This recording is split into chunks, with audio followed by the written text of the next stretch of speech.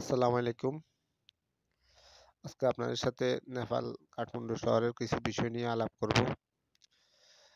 আ কয়েকটা বিষয় আসলে ওই দেশে আমার খুব ভালো লাগছে। সেটা হচ্ছে এদেশের রাস্তাঘাট আ আমাদের ঢাকা শহরের মতো হলেও ঢাকা শহরের মতো যানজট এদের মানে এদেশের রাস্তাঘাটের মধ্যে নাই।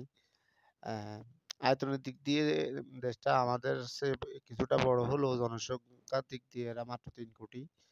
আমার দেশের মতো রাস্তার মধ্যে অটোরিকশা, প্রাইভেট কার বিভিন্ন আ ভারী যানবাহনে আ চলতে দেখা যায় না। আ এদেশে রাস্তাঘাটের মধ্যে একটা জিনিস কি প্রচুর মোটরসাইকেল চলাচল করে। আর কিছু ট্যাক্সি পাবেন আর জনসাধারণ চলার জন্য পাবলিক বাস আছে। হ্যাঁ? তো রাস্তাঘাট আ আমাদের ঢাকা শহরের মতো ওয়েদারটাও মোটামুটি আমাদের ঢাকা শহরের মতোই। কিন্তু আমাদের শহরের মতো নোংরা না। প্রত্যেকটা দোকানদার তার দোকানের সামনে পরিষ্কার পরিচ্ছন্নতা রাখবো নিজ দায়িত্বে। সিটি কর্পোরেশনের লোকের জন্য অপেক্ষা করব না। তারপর আরেকটা জিনিস হলো কি এই যে একটা গাছ দেখতেছেন আপনারা রাস্তার মাঝখানে।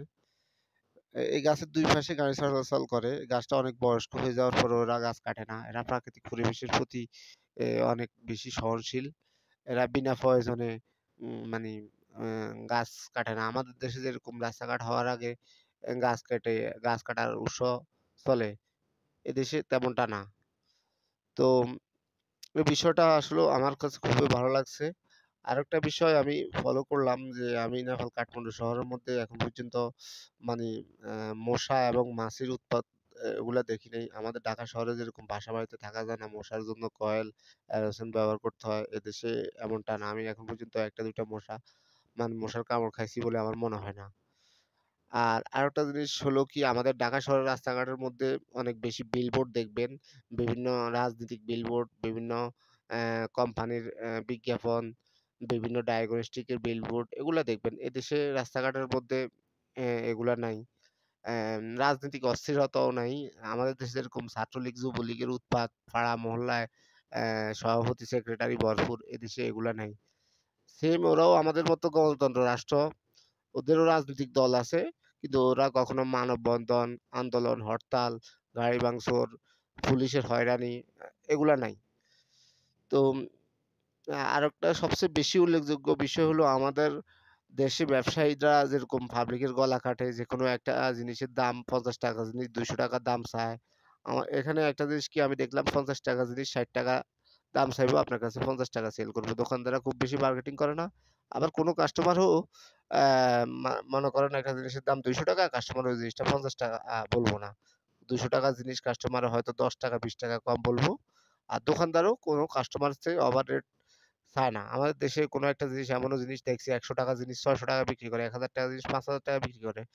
কাস্টমার যে মানে যার থেকে যেভাবে পারে এভাবে নিচ্ছে। কিন্তু দেশের একটা নিয়ম কানুন আছে। তো সর্বোপরি এই দেশটা আসলেও সভ্যতার দিক দিয়ে ওরা আমাদের থেকে অনেক আগিয়ে যদিও অর্থনীতির দিক দিয়ে অনেক পিছিয়ে। অ্যাম আমাদের দেশে শান্তির দিক দিয়ে বা বর্বরতার দিক দিয়ে আমাদের বর্তমান মনে হয় যে কিছুদিন আগে জরিপে দেখা গেছে ১৪০ কিংবা ৪৭ অবস্থান করছে বাংলাদেশ। আর নেপাল অবস্থান করতেছে মাত্র ১০০ নাম্বারে। তো আমরা আসলেও মানি অ্যা এদেশের দোকানদার থেকে আমরা বিভিন্ন যেহেতু নেপাল কাঠমান্ডু আসছি অনেক দোকানে যাইতে হয়, অনেক সামান কিনতে হয়। তো প্রত্যেকটা মানুষের ব্যবহার অনেক ভালো। আমাদের দেশের মতো না দোকানদারের মানি আমাদের দেশের দোকানদারের সাথে কথা বলা যায় না। ওভার রেট তো নেয় না। অ্যা মানে কথাও বলা যায় না। এখানে আসছি মানে এই সমস্ত দিকগুলা অনেক বেশি এম ভালো লাগছে। তো এই আরকি সবাইকে ধন্যবাদ। পরবর্তী সময়ে আবার নতুন কোনো বিষয় নিয়ে আলাপ আলোচনা করব। ধন্যবাদ।